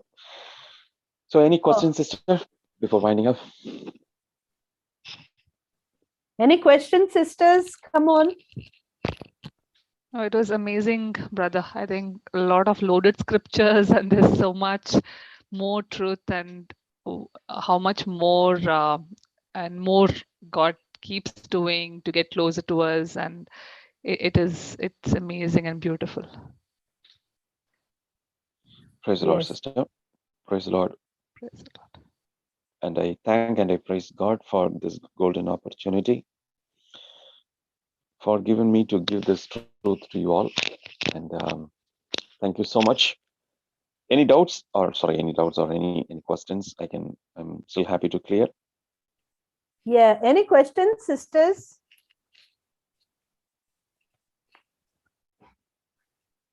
Yeah. I think they understood, brother. Praise be to Jesus. Praise be to Jesus. Thank you very much, brother. It was so deep. And you know, and that's true. Like Mother Teresa, she extended her right hand, and that businessman spat on her hand, right? That very reaction. I don't know. When I read that, it just I was taken back as well. I thought, what would I have done? You know? But then she extended her left hand. What a mighty thing to do. Very simple. Yes. She lived. I correct my words. Sorry, Holy Spirit. Thank you, Lord. She gave life to only one word of God. She gave life to only one word of God. Yes. Yes. When you did it to the least of these brothers, you have done unto me.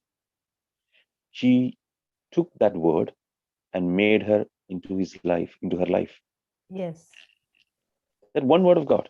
Simple. The whole Yeah. world was on her funeral, which we were watching live. Yes. Praise God. True.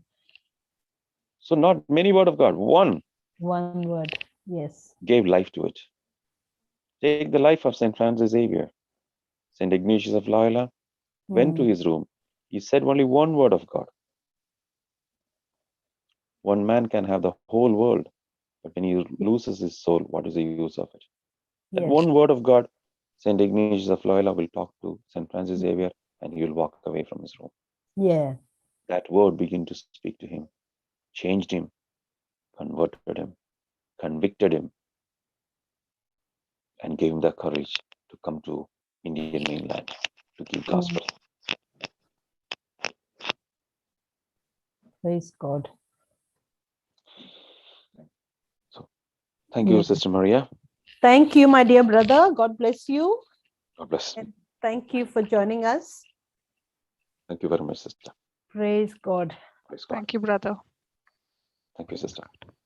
Okay, my dear sisters, anyone has to say anything, share anything, bless us in any way?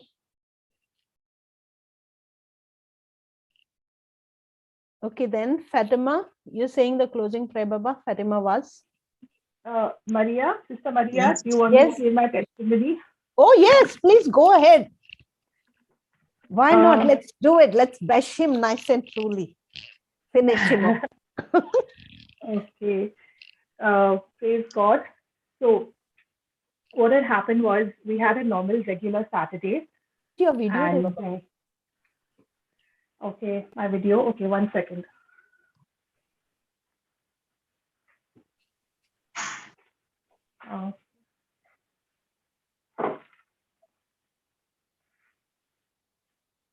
Can you hear? Can you see me now?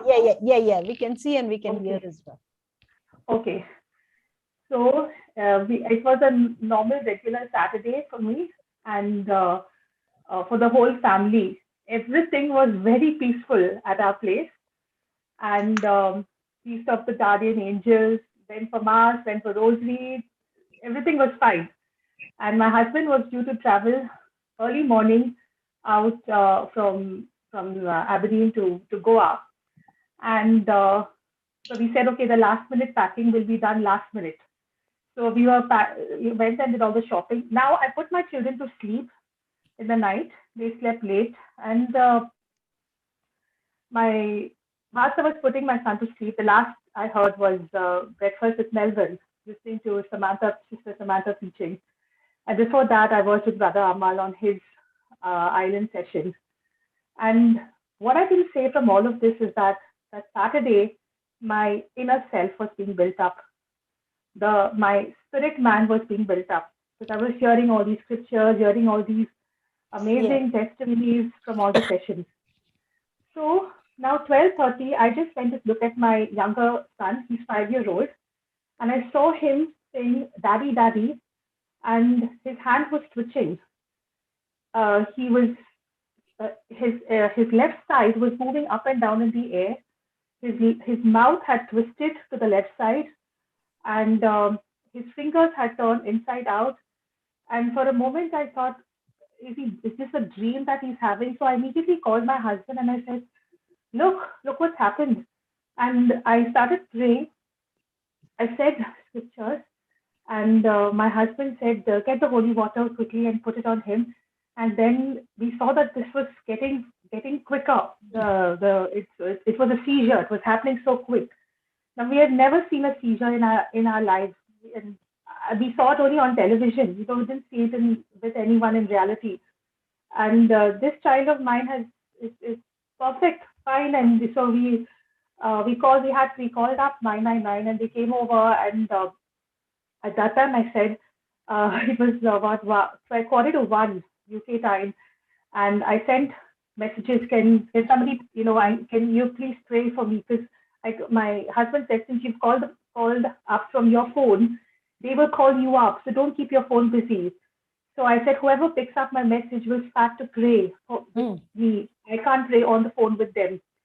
And praise God for JCILM Warrior Team, because within minutes, like somebody was picking up. The first person to pick up my message was Sister Rita D'Souza. She posted the "Say It Like You Mean It" on the Warriors team, Warriors WhatsApp group.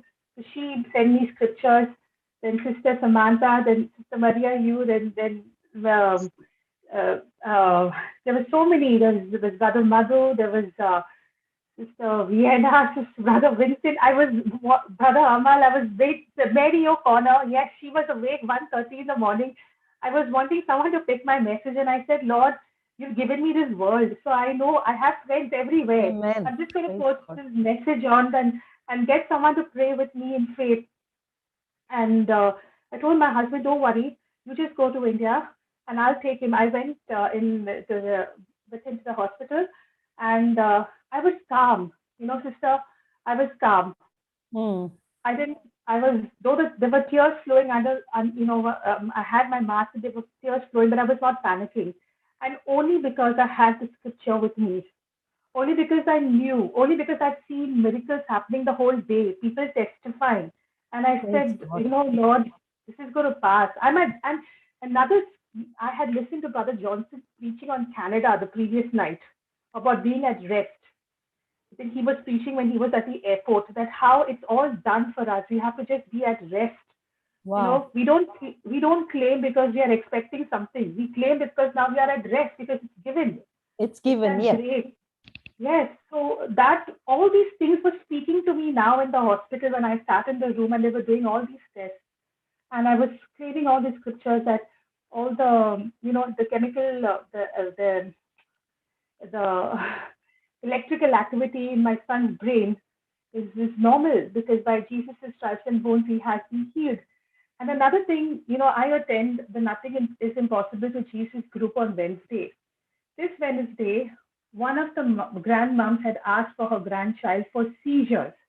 Brother Amal gave that scripture this Wednesday for seizures. And I never expected I would be using that scripture on Sunday early morning. That was ready for me. Like it was hot from the frying pan. So Mary O'Connor just sent that scripture to me. I confessed it, and I confessed the scriptures, 1 Peter 2:24. My child has the mind of Christ. And I knew behind the scene there were warriors just working. Everybody was praying. Amen. And amen. And you texted me. Everybody was texting me back to find out how he was. And we were canceling the reports and saying everything. So the first scan, the CT scan said, everything's fine. The blood results said, everything's fine. My son was alert and active. He was happy, his cheery self, talking to the doctors and nurses. And when Sister Samantha called me, she said, everything's done, sister. You just start praying for the others in the hospital. Because you're sent to the hospital today to pray for the others. And I stopped praying for my son, and I started praying for the others in the hospital with the same scriptures. I was at peace, absolute peace. When they gave me the room, I was so happy because even I went to sleep because I said, I said because they said he's fine, he's sleeping. They'll come and do their regular checks. But I was at peace, and I just knew that I was going to be out discharged. My husband he flew. He took the early morning flight. He was there. I told him, don't worry, everything's fine. They're going to come back home. I sent a text message to my boys, get ready, go to church. I'll be back home. Don't worry. And praise God, I'm actually back home. So mass starts at 11 for us. I was home by 10:30. So wow. Give them their clothes, and that's it. My son's playing, and everything's fine. And everything's normal. All the reports were normal. So this seizure, how it came, I asked the doctor, like, what caused it? And he said, we don't know. And I said, fine. It came, it went, it won't come back again. So, amen. Yes. Okay, listen, Rebaba. So what would you do? Because your son never had a seizure, right? What would you do before you were born again? What would happen to you seeing this seizure, which is unexpected? I would be. Can I go on my just a few minutes. Can I go on my Okay. Before I was born again, Sister Maria, I would be crying and telling my husband, don't go to India. How am I going to manage now? And I think I would call up my parents. I didn't call them up. I didn't call anyone. I called them. I called the friends who are going to, my prayer partners. I sent them messages. I would just be crying. And I don't know what all. I would be saying all silly things. I think I would be prophesying more death over my situation. Yes, yes. But now I was so careful with what I was going to say. And now all those scriptures that you learned, they came alive. They became alive and they became flesh. Praise God. They came alive. They were speaking to me. That's what I said. I used to wonder, like, I'm listening to all this, like, but sometimes my husband says, oh, we see you with the headphones all the time. But today I told him, I said, because I was the headphones, Those headphones spoke back to me, I said. Praise God. Because now Yes.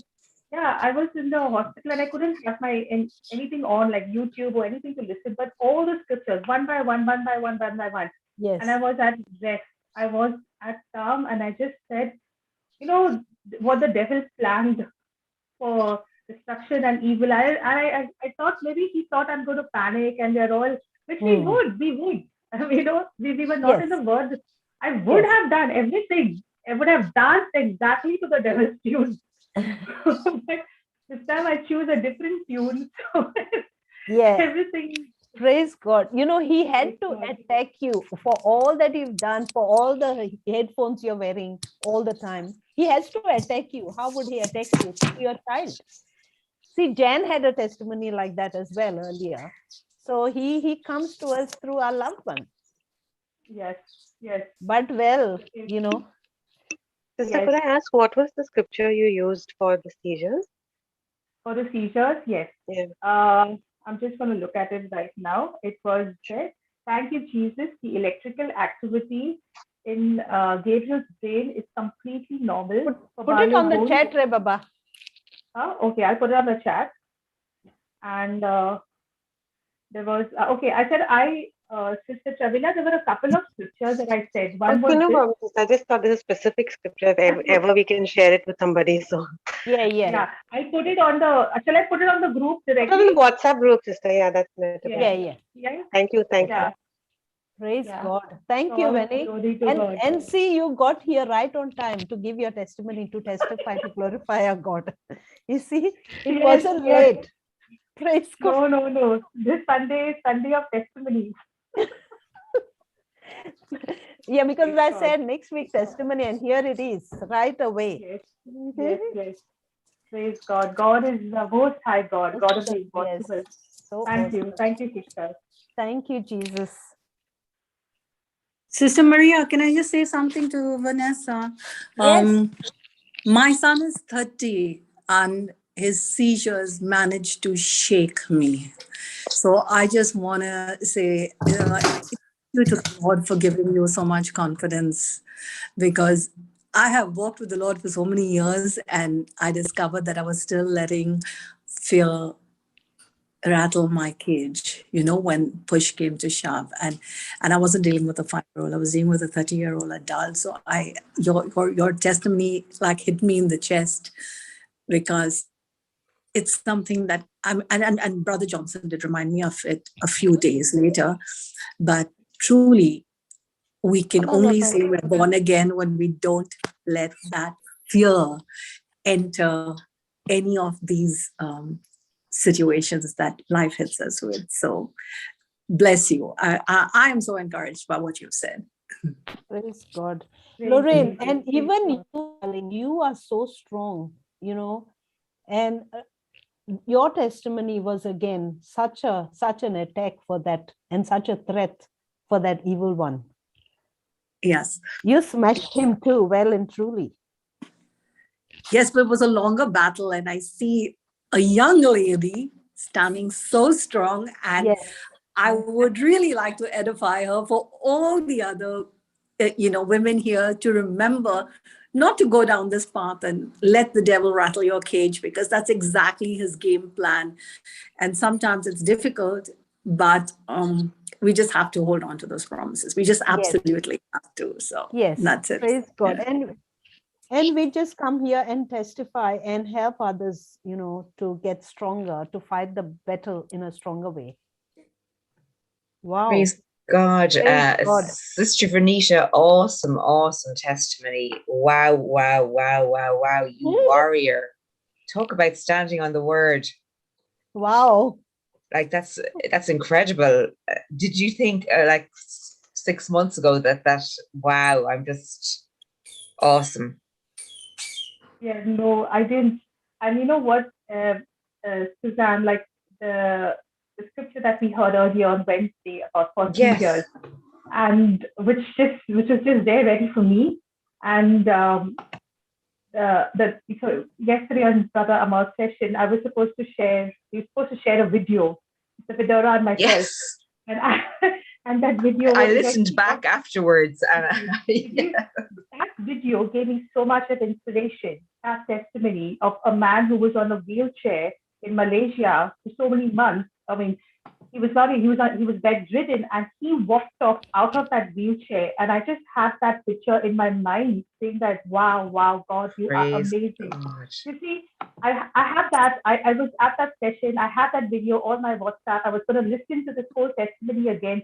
So I just had that confidence. Like when you're born again, you just know it. You just know that these things are, they are going to work. And sometimes I think that God works everything for our good. Everything. Amen. Amen. Amen. At the perfect time as well. Yes, the perfect time. And what your testimony brought to mind, Venetia, and you'll probably remember Noreen's testimony on the Ireland sessions. I think it was in part 7, and her son Michael used to have up to, I think it was 20 seizures a day at one point. And what she used to do, and Lorraine, this may help you in your situation. What she used to do when her son was having a seizure was, she wouldn't look at him while she was laying hands on him and speaking the scriptures. She would look directly at the Sacred Heart or a picture of the Divine Mercy, and basically, so she wouldn't look at she wouldn't look at the situation. She would just look to the Lord and speak her scriptures. Rather than looking at the lie, she would just keep her eyes on Jesus while he was having a seizure. And I think she would speak, was the Spirit of the Lord is upon her son. My God himself has anointed him. He has filled him with his love and completely set him free. And she would just keep speaking the scriptures until she felt the peace first. And then the seizures would lessen. And this is, I think one of them was in the hospital, and basically I think the doctor had come around the corner, and I think the pillow was covered in blood from biting his tongue. He had so many seizures that day. And again, she just kept looking or just kept focusing on the Lord and not on what was in front of her. And I'll share those notes in the women's group as well.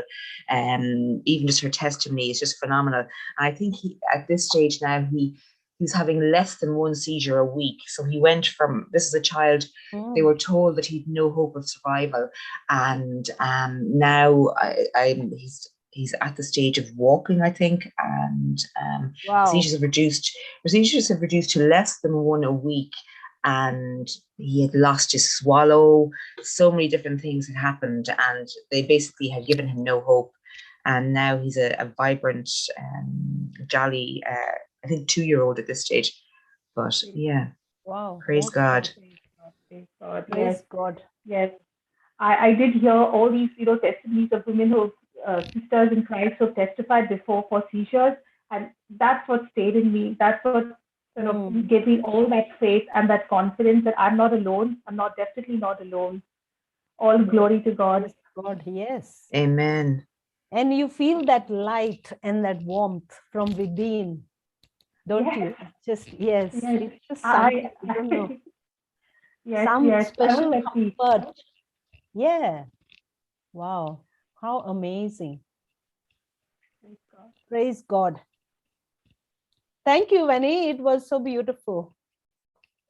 And look at your face glowing now. Absolutely. Radiating God's glory. Yes. Praise God. Okay. Anyone has anything else to say? All right. Otherwise, Fatima, you ready, Baba? Closing prayer? Yes, sister. Heavenly Father, thank you for making this day successful. As we depart, Lord, from your presence, we ask you to be with us. May your presence go with us and give us rest. Thank you for touching our hearts and our lives, Lord, with today's teaching from Brother Amal. Help us to be doers of the word and to preach your word to our families and friends. Lord, thank you for the wonderful time that we have shared in your presence. We give you all the glory and honor in everything that we do, Lord. Thank you, Lord, for working in our lives and blessing us to be a blessing to many. I put every sister who's here, Lord, today to praise you Bless each one of them, Lord, and their families. Give them that hope, Lord, that we require, that hope which you gave for Abraham, Lord, and that faith of Abraham, let it run into our hearts, Lord, and into our veins and in our blood, Lord, so that we know that you are the most high God, full, every time faithful, Lord, in everything you do, Lord, and always in time. Thank you, Lord, for continually being with us. We praise you, Lord, more and more. We tell of your righteousness, Lord, as we leave this place, Lord Jesus, until we come back. Be our guide in everything that we do and lead us to the rock that is higher than us. Help us to abide in your word and let it guide us in all that we do. Help us to continue to look at you, Lord, because we know that you are our shepherd and we shall not lack anything. We give you praise and glory, Lord. In Jesus' mighty name, we pray and ask. Amen. Amen. Amen. Thank you, Fatima. Thank you, sister. Amen. The prayer for seizure.